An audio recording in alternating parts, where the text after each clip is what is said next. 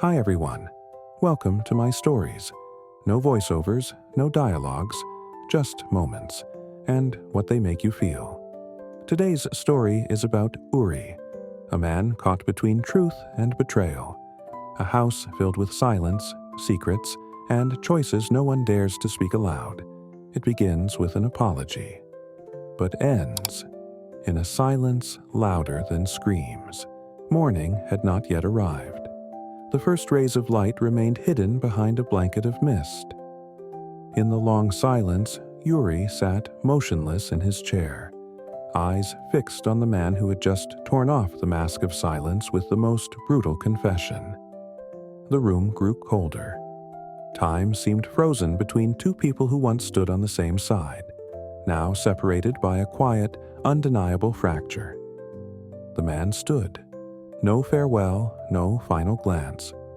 Only the dry sound of footsteps crossing the wooden floor, emphasizing the growing void between them.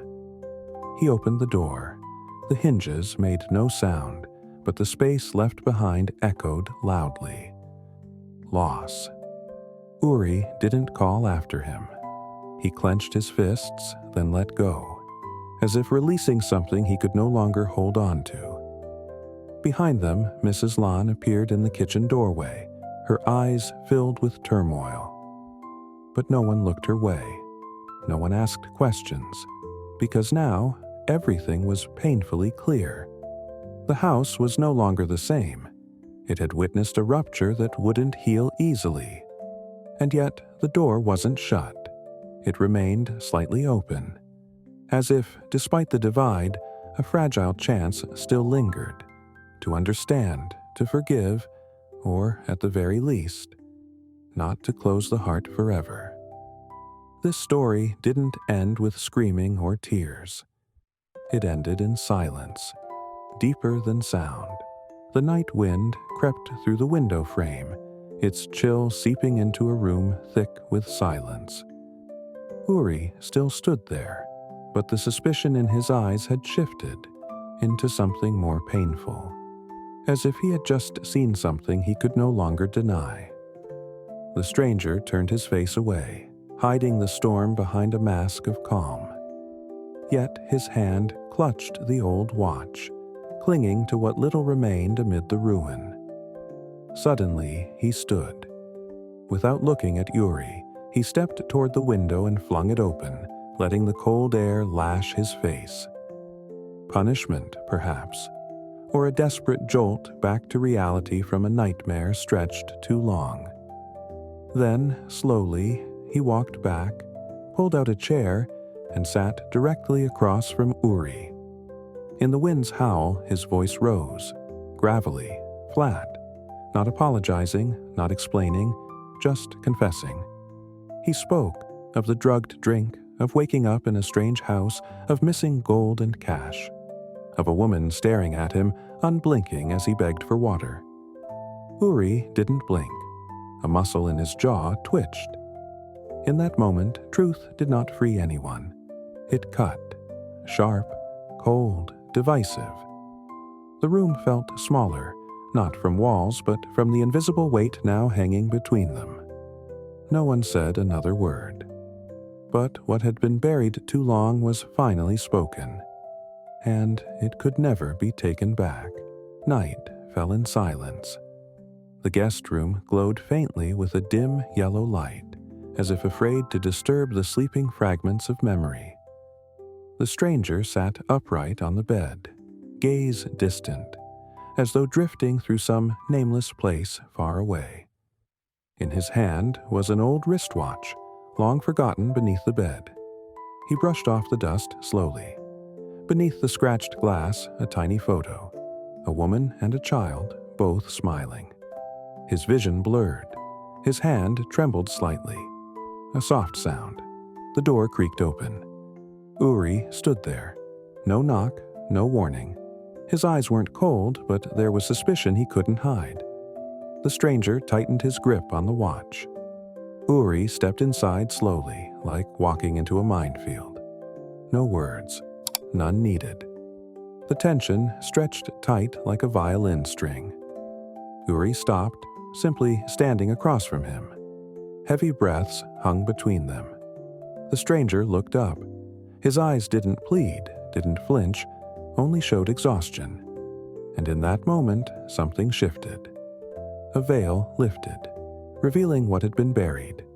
Secrecy, silence, and pain, all rising into the open.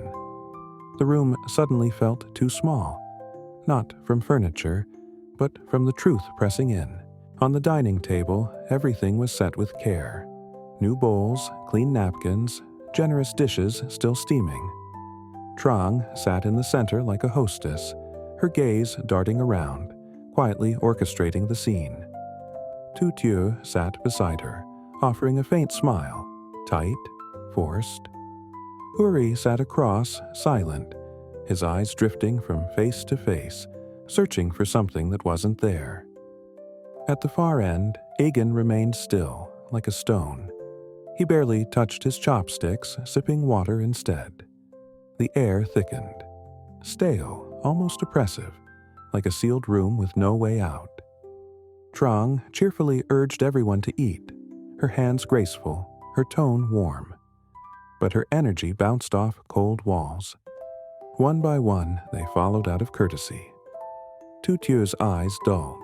She stared at her rice, chewing slowly, as if trying to swallow not food, but a growing sense of alienation. Uri lowered his gaze, then paused. His eyes caught a scratch on Mrs. Lan's wrist, small but red and fresh. His brow furrowed slightly, tension surfacing in the quiet lines of his face. Across the table, Mrs. Lan looked up and met his eyes. For a fleeting second, something flickered. Surprise, maybe guilt. Then vanished. The meal went on, but it no longer felt like a gathering. It felt like a silent battleground, where every glance was a drawn arrow. Waiting, the sky turned a dull gray, wind whispering through the rafters. As Tu Tieu and Uri worked on the last wooden planks, the distant hum of a motorbike approached. Trang appeared, beaming, wrapped in a transparent raincoat, like a misplaced puzzle piece in this rustic frame. She wasn't alone. Egan, tall and reserved, followed behind, arms full of heavy grocery bags. Tu Tieu hesitated. Trang's bright, confident presence filled the narrow space like a gust of perfume in an old room. The air shifted. Trang hugged her, too warmly, too tightly, before unveiling gifts. Seaweed rolls, shiny utensils, a bag of imported snacks. Everything she brought gleamed, refined, out of sync with the raw, unfinished kitchen.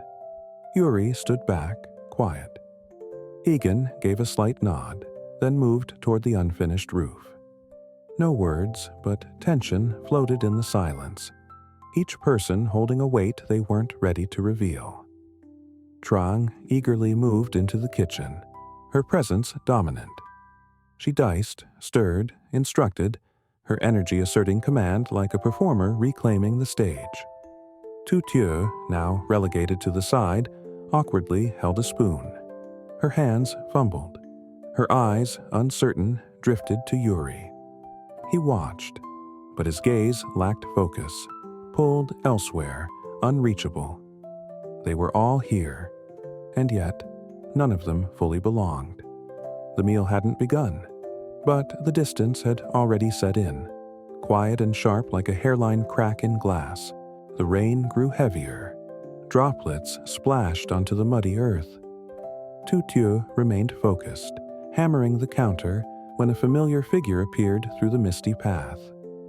Uri, drenched, no raincoat, shirt clinging to his frame, walked into the yard, silent.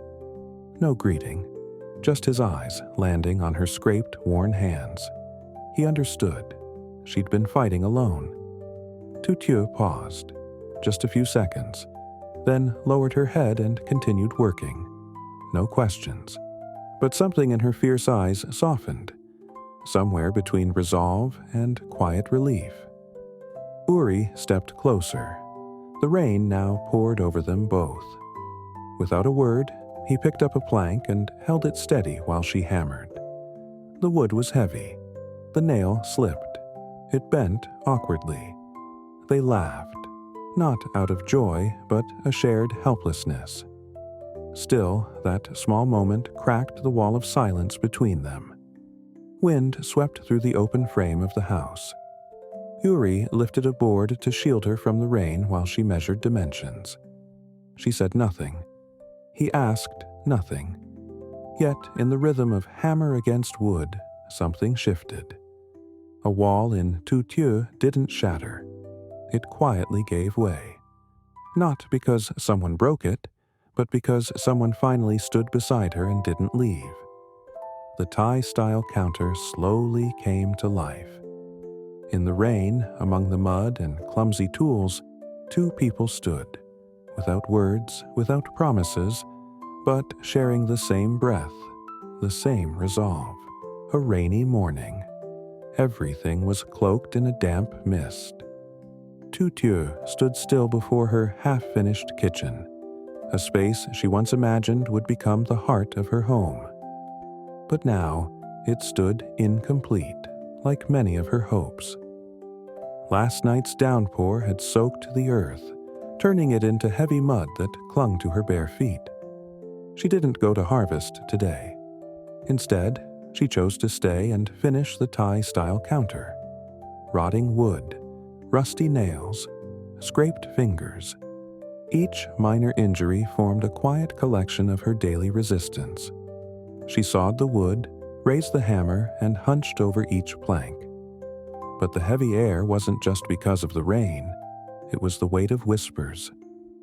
A woman, living alone, building like a man. How far can she go? Tu Tieu said nothing. Only the echo of hammering broke through the wet silence. Rain slid down her hair, her shoulders. She didn't flinch. When she looked up, a flicker of defiance flashed in her eyes. No one helped her. No one believed in her. Still, she pressed on. A sharp plank fell and struck her foot. Pain shot through her. She froze, just for a second. Her hand trembled. But then she bent down, picked it up, and kept building. A thin beam of light broke through the rain clouds, and there, on the muddy ground, her first kitchen counter slowly took shape. Rough, imperfect, unfinished. But it was a quiet declaration. A woman's hands, her will, shaping something real. In silence, in the rain.